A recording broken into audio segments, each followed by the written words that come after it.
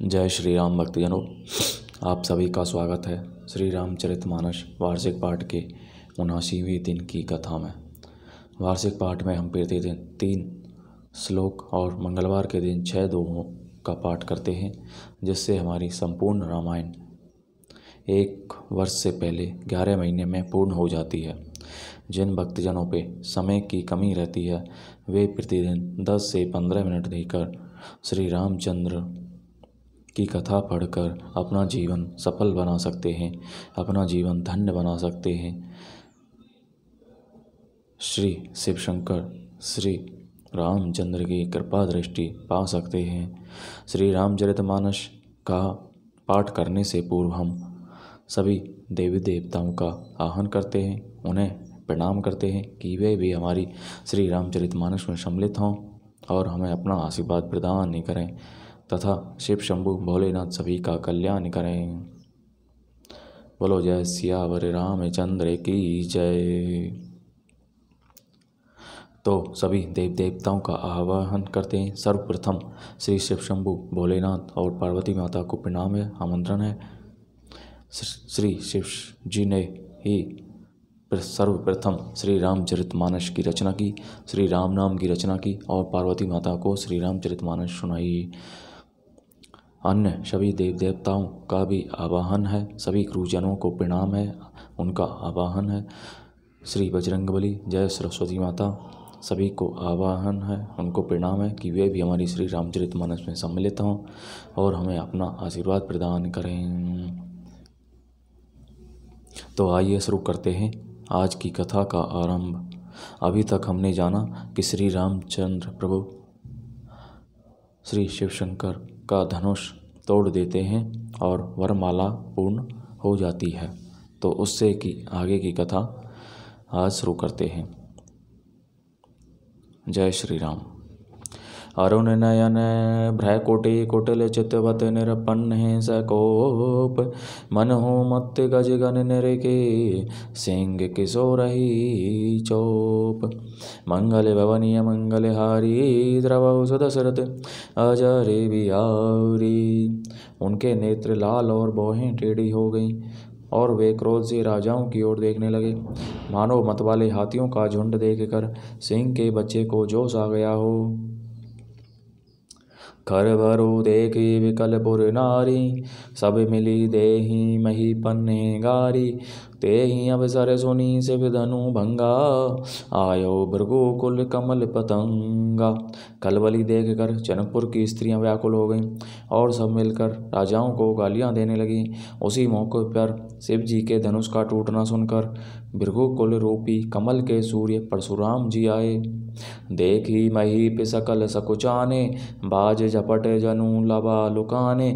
गौरी शरीर भूति बल भ्राजा, भाल विशाल त्रिपुंड बिराज। इन्हें देखकर सब राजा सकुचा गए, मानो बाज के झपटने पर बटेर लुक छिप गए हों। गोरे शरीर पर विभूति भस्म बड़ी फब रही है और विशाल ललाट पर त्रिपुंड विशेष शोभा दे रहा है। शीश जटा शशि बदनु सुहावा, ऋष बस कछुक अरुण होई आवा। भ्रु कुटी कुटिल नयन रस राते, सहजहूँ चितवत मनहु रिसाते।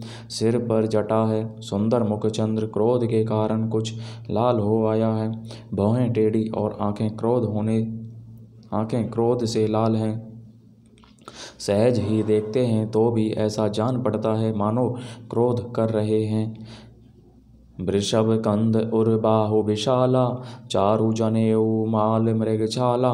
कटी मुनि बसन तूने दोई बांधे, धनु सर कर कुठारू कल कांधे। बैल के समान ऊंचे और पुष्ट कंधे हैं, छाती और भुजाएं विशाल हैं। सुंदर यज्ञोपवित्र धारण किए, माला पहने और मृगचर्म लिए हैं। कमर में मुनियों का वस्त्र वल्कल और 2 तरकस बांधे हैं। हाथ में धनुष बाण और सुंदर कंधे पर फरसा धारण किए हैं। सात बेसो करे निकटन बरिन न जाई सै रूप धरि मुनि तनु जनु वीर रसु आयु जहीं सब भूप मंगल भवन मंगल हारी द्रवौ सुदशरथ अजरी बिहारी। शांत वेश है परंतु करनी बहुत कठोर है। स्वरूप का वर्णन नहीं किया जा सकता। मानो वीर रस ही मुनि का शरीर धारण करके जहाँ सब राजा लोग हैं वहाँ पर आ गया हो। देखत भृगुपति बेसु बिसक कराला उठे सकल भय विकल भुआला। पितु समेत कही कही निज नामा लगे करन सब दंड प्रणाम। परशुराम जी के भयानक वेश देख कर सब राजा भय से व्याकुल हो उठ खड़े हुए और पिता सहित अपना नाम कह कर सब दंडवत प्रणाम करने लगे। जे ही सुभाएं चित वही हेतु जानी सो जाने जनु आई कुटानी। जनक बहोरी आई सिरु नावा सिय बोलाई प्रणाम करावा। परशुराम जी हित समझकर भी सहज ही जिसकी ओर देख लेते हैं वह समझता है मानो मेरी आयु पूरी हो गई। फिर जनक जी ने आकर सिर नवाया और सीता जी को बुलाकर प्रणाम कराया। आशीष दीनी सखी हनिसानी निज समाज ले गई सयानी। विश्वामित्रु मिले पुनि आई पति सरोज मेले दो भाई। परशुराम जी ने सीता जी को आशीर्वाद दिया। सखियां हर्षित हुईं और वहां अब अधिक देर ठहरना ठीक न समझ कर वे सियानी सखियां उनको अपनी मंडली में ले गईं। फिर विश्वामित्र जी आकर मिले और उन्होंने दोनों भाइयों को उनके चरण कमलों पर गिराया। रामो लखनऊ दशरथ के ढोटा दीनी आशीष देखी बल जोटा। राम ही चितई रहे थकी लोचन रूप अपार मार मदमोचन। विश्वामित्र जी ने कहा ये राम और लक्ष्मण राजा दशरथ के पुत्र हैं। उनकी सुंदर जोड़ी देखकर परशुराम जी ने आशीर्वाद दिया। कामदेव के भी मद को छुड़ाने वाले श्री रामचंद्र जी के अपार रूप को देखकर उनके नेत्र थकित सितंबन हो रहे। बहुरी बिलोकी विदेशन कहऊ कहा अति भीर पूछत जानी अजान जिमी व्यापे को पुशरीर। मंगल भवनीय मंगलहारी द्रवौ सुदशरथ अजर बिहारी। फिर सब देख कर जानते हुए भी अनजान की तरह जनक जी से पूछते हैं कि कहो यह बड़ी भारी भीड़ कैसी है। उनके शरीर में क्रोध छा गया। समाचार कही जनक सुनाए जे ही कारण महीप सब आए। सुनत बचन फिरी आनत निहारे देखे चाप खंड मही डारे। जिस कारण सब राजा आए थे राजा जनक ने वे सब समाचार कह सुनाए।